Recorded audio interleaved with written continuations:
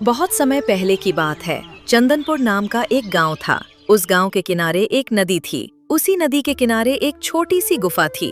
उस गुफा में रहता था मंगरू और उसकी पत्नी माया। मंगरू एक मछुआरा था जो मछली पकड़कर अपना पेट पालता था। लेकिन कभी कभी ऐसा दिन आ जाता कि उसे मछलियां नहीं मिलती और दोनों लोगों को भूखा सोना पड़ता था। माया, मैं मछली पकड़ने जा रहा हूँ। तुम मसाले पीसकर तैयार रखना। मसाले पीसकर तैयार रखूं? मैं लगातार 2 दिन से भूखी हूँ। अगर आपसे मछलियाँ नहीं पकड़ी जाती तब जाकर गांव में मजदूरी कर लो। और कब तक इस गुफा के अंदर मुझे रखोगे? बस आज आखिरी दिन है। अगर आज मछली हाथ नहीं आई तब मैं तुमसे वादा करता हूँ कि फिर कभी मछली पकड़ने नहीं जाऊंगा। मंगरू गुफा से निकलकर चलते चलते एक तालाब के पास पहुंचता है जहां छोटी छोटी मछलियां कूद रही थीं। वो फैसला करता है कि वह सिर्फ 3 बार जाल फेंकेगा, लेकिन 2 बार जाल फेंकने पर भी एक भी मछली नहीं आती। तब मंगरू हताश होकर तालाब को देखता है। मैं अपनी पत्नी माया की कसम खाकर कहता हूँ, अगर इस बार एक भी मछली न फंसी तो इस तालाब का सारा पानी उलझ दूंगा। ये मेरा प्रण है। रुको मंगरू, ऐसा मत करो। मेरे तालाब में बहुत कम मछलियां बची हैं। अगर तुम पानी निकाल दोगे तो सब मर जाएंगी। तो बोल मैं क्या करूं? मैं एक मछुआरा हूं, मछली मारकर ही पेट पालता हूं। अगर तुम ऐसा बोलोगी तो मैं और मेरी पत्नी कैसे जिएंगे? मंगरू, जीने के लिए और भी रास्ते हैं। मैं कुछ समझा नहीं। तुम कहना क्या चाहती हो? हमें तो गांव में भी कोई काम पर नहीं रखेगा, क्योंकि गांव वालों ने मुझे पहले ही वहां से निकाल दिया है। अगर तुम मुझसे वादा करो कि आज के बाद कभी मछली नहीं पकड़ोगे, तो मैं तुम्हें एक ऐसा उपहार दूंगी जिससे तुम एक अच्छा घर और अच्छी जिंदगी जी सकोगे। अगर ऐसी बात है तो मैं वादा करता हूं कि आज के बाद कभी मछली नहीं पकड़ूंगा। पर वो क्या चीज है जो तुम मुझे देना चाहती हो? तुम दुकान खोलकर कुछ खाने के लिए बनाओ, जैसे कि छोले पूरी। मैं तुम्हें पैसे और एक गुप्त मसाला दूंगी। वो गुप्त मसाला डालते ही ऐसी महक उठेगी कि गांव के लोग खींचे चले आएंगे। फिर तुम उन पैसों से अपना एक अच्छा घर बना लेना।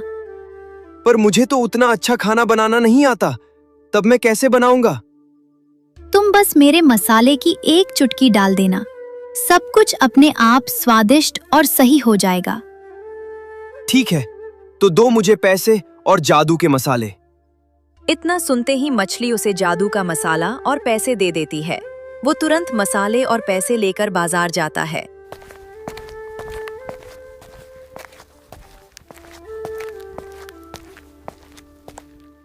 और वहां से एक ठेला और कुछ मसाले और छोले के चने खरीदकर अपनी गुफा में चला जाता है। माया, ओ भाग्यवान, ओ 2 दिन से भूखी चुड़ैल, जल्दी गुफा के बाहर आ। देख, तेरा पति पूरा बाजार उठा कर ले आया है। माया गुफा से बाहर आती है। सामान और ठेला देख माया उस पर चिल्ला पड़ती है। मंगरू, ये क्या नौटंकी है? 2 दिन से पेट में चूहे कुश्ती लड़ रहे हैं और तुम नदी से मछली पकड़ने के बजाय ये कबाड़ का ठेला उठाकर लाए हो। सच सच बताओ, किसका घर लूट कर आए हो, या ये ठेला भी किसी का चुरा कर भागे हो? अरे चोर होगी तुम्हारी नानी। ये असली पैसों का नया ठेला है। वो जो तालाब की रानी मछली थी ना, उसने मुझे ढेर सारे पैसे और एक गुप्त जादुई मसाला दिया है। उसने कहा है कि अब मछली मारना बंद करो और छोले पूरी का ठेला लगाओ। वाह वाह रे मेरे चंदनपुर के संजीव कपूर, ठेला खरीद लाए, छोले पूरी बनाएंगे। मती मारी गई है तुम्हारी। मंगरू, एक बात बताओ, ये ठेला इस भूतिया गुफा के पास क्या तुम्हारा बाप आकर खाएगा? अरे मेरे स्वर्गीय पिताजी को बीच में मत लाओ। उन्हें छोले पूरी पसंद भी नहीं थे। और तुम समझ नहीं रही हो, इस मसाले में वो दम है कि खुशबू सूंघकर लोग 7 समंदर पार से दौड़ेंगे। साफ बात है मंगरू, मैं नहीं बनाऊंगी। भूल जाओ, मैं कोई छोले पूरी नहीं छानने वाली। यहाँ शाम को चमगादड़ भी रास्ता भूल जाते हैं। वहाँ तुम ठेला लगाओगे? यहाँ खाने कौन आएगा? नदी के भूत, या वो जो तुम्हारी सहेली मछली रानी है, वो अपनी सहेलियों को यहाँ किटी पार्टी पर बुलाएगी? बनाना पड़ेगा, तुमको बनाना ही पड़ेगा। जब पैसे नहीं थे तब रोती थी, अब पूरा सामान और तिजोरी घर आई है तो नखरे दिखा रही हो। सोचना भी मत, तुम्हें तो हलवाई बनना ही पड़ेगा। अच्छा, बड़े आए हुक्म चलाने वाले। ठेला तो खरीद लाए। जरा ये बताओ, तुम्हें सब्जी काटने आता है तुझको? आलू और टमाटर का फर्क पता है? उस दिन कद्दू काटने भेजा था तो अपनी उंगली पर पट्टी बांधकर लौटे थे, और चले हैं दुकान खोलने। अरे चल, बहुत बकबक कर ली तूने। चल मेरे साथ गुफा के अंदर, तेरे को आज असली जादू दिखाता हूँ। अपनी इन दो बड़ी बड़ी आंखों से देखना कि ये मसाला क्या चीज है। मंगरू माया को लेकर गुफा के अंदर जाता है और पूरी छोले बनाना शुरू करता है। और जैसे ही वह जादुई मसाले डालता है, वैसे ही एक अजीब सी महक पूरी गुफा में फैल जाती है। ओए होए होए, मंगरू, ये खुशबू कैसी है? ऐसा लग रहा है जैसे किसी राजा महाराजा की रसोई में आ गए हैं। मेरे मुंह में तो बाढ़ आ गई। ये तो सच में जादू है रे मंगरू। देखा, खुश हो गई ना? अभी तो सिर्फ खुशबू आई है। जरा इन फूली हुई पूनियों और लाल लाल छोलों को खाकर देखो। तुरंत मंगरू उसके लिए एक प्लेट लगाता है। वो जैसी ही एक निवाला खाती है, वैसे ही बोल पड़ती है, अरे बाप रे, इतना स्वाद! मंगरू, तुम तो सच कह रहे थे। पूड़ियाँ कितनी नरम हैं और छोले कितने मसालेदार। अब तो मैं रोज सब्जी काटूंगी। तो मालकिन, अब बताओ, ये ठेला इस गुफा के पास तुम्हारा बाप खाएगा या पूरा गांव दौड़ता हुआ आएगा? अरे, तुम तो दिल पर ही ले लेते हो। मैं तो बस तुम्हारी परीक्षा ले रही थी। चलो, अब जल्दी से इस जादुई छोले पूरी को खत्म करते हैं और कल सुबह से ठेला सजाते हैं। नहीं, मैं अभी ठेला उस गांव वाले नदी के किनारे लेकर जाता हूँ। तुम जादुई मसालों और अपना ख्याल रखना। शाम को छोले पूरी बेचकर ही लौटूंगा। वो तुरंत अपना ठेला गुफा से थोड़ी दूर गांव के किनारे लगा देता है। वो थोड़ी देर तक ग्राहकों का इंतजार करता है। तभी गांव से दो मजदूर खेत की तरफ जा रहे थे। तभी उन्हें वो खुशबू सम्मोहित करती है। अरे अरे सुखिया, ठहर रे भाई, जरा ठहर और अपनी इस थूथन को हवा में उठा। सूंघ, जरा गहरा सांस खींचकर सूंघ भाई। ओए होए होए रामू काका, ये कैसी महक है रे बाबा। ऐसा लग रहा है जैसे स्वर्ग का हलवाई सीधे धरती पर उतर आया है। कसम गंगा मैया की, पेट के अंदर के चूहे अब चूहे नहीं रहे, वो तो सीधे भांगड़ा करने लगे हैं। हाँ भाई, खुशबू तो सीधे कलेजे को चीरती हुई पेट में बैठ गई है। लेकिन ये महक आ कहां से रही है? अपने गांव में तो कोई इतनी चोखी रसोई बनाता नहीं। चलो जरा खुशबू का पीछा करते हैं। खेत तो अपनी जगह ही रहेगा, लेकिन ये खुशबू हाथ से निकल गई तो जिंदगी भर पछतावा होगा। दोनों किसान सम्मोहित होकर खेतों का रास्ता छोड़ देते हैं और अपनी नाक के सहारे चलते चलते सीधे गांव के किनारे पहुंच जाते हैं, जहां मंगरू का ठेला खड़ा है। अरे मंगरू भाई, राम राम, ये क्या तमाशा है? तुमने यहाँ नदी के एकांत में ये खाने का ठेला क्यों खोल दिया? और सच सच बताओ, ये ऐसी जादुई खुशबू, ऐसी महक कहाँ से आ रही है? हम तो खेत जा रहे थे, लेकिन तुम्हारी इस कड़ाही ने हमारा रास्ता ही बदल दिया। राम राम काका, राम राम सुखिया भाई। बैठो बैठो, इस कबार की बेंच पर बैठो। अरे काका, आप लोगों का पूछना बिल्कुल सही है। बस आप सब बड़े बुजुर्गों का आशीर्वाद है और भगवान का प्यार है। कुछ थोड़े बहुत पैसे कहीं से इकट्ठे हो गए थे, तो सोचा कि अब मछली मारने का पाप कर्म छोड़ दूं और आप लोगों की सेवा में कोई साफ सुथरा काम शुरू करूं। इसीलिए ये छोटा सा छोले पूरी का ठेला खोल दिया। अरे मंगरू, काम तो तुमने ऐसा चुना है कि सीधे हमारी कमजोरी पर वार किया है। इस खुशबू ने हमारा पूरा सिस्टम हिला दिया है। पर ये बताओ, इस मसाले में तुमने ऐसा क्या डाला है कि 2 किलोमीटर दूर से हमारा पैर अपने आप यहाँ खींच लाया? बस भाई, ये तो शुद्ध मसालों का मेल है और हाथ की सफाई है। कहो तो एक एक प्लेट लगा दूं आप दोनों के लिए। गर्मा गर्म एकदम फूली फूली पूरियां और मसालेदार छोले। अरे सुखिया, उतावले मत हो भाई। खुशबू जितनी भारी है, डर है कि इसका दाम भी उतना ही भारी न हो। जेब में सिर्फ कुछ ही चिल्लर पड़े हैं।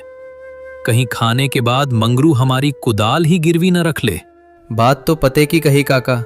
शहर के होटलों में तो खुशबू के नाम पर ही जेब काट लेते हैं। चलो पहले रेट पूछ लेते हैं। देखो मंगरू भाई, बात ऐसी है कि हम ठहरे गरीब किसान, रोज कुआं खोदते हैं, तब जाकर पानी पीते हैं।